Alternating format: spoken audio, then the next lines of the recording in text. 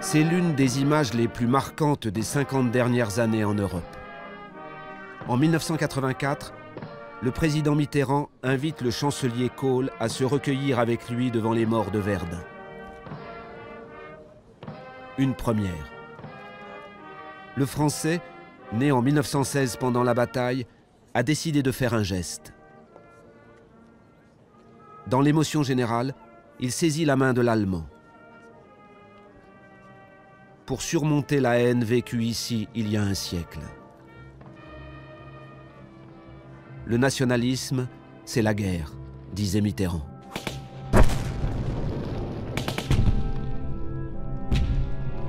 Verdun 1916. La guerre sous sa forme la plus tragique. 300 jours de combat pour quelques collines de l'Est de la France.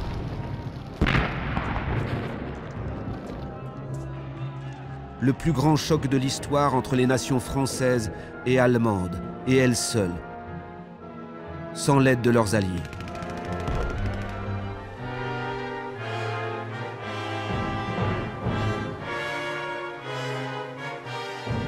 Aujourd'hui, ce massacre nous paraît absurde.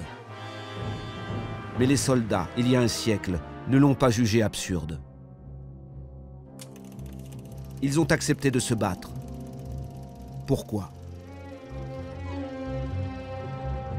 En explorant leurs archives personnelles, en plongeant dans leur quotidien, leurs rêves, leurs cauchemars, nous revenons sur la dernière grande victoire remportée par la France contre l'Allemagne.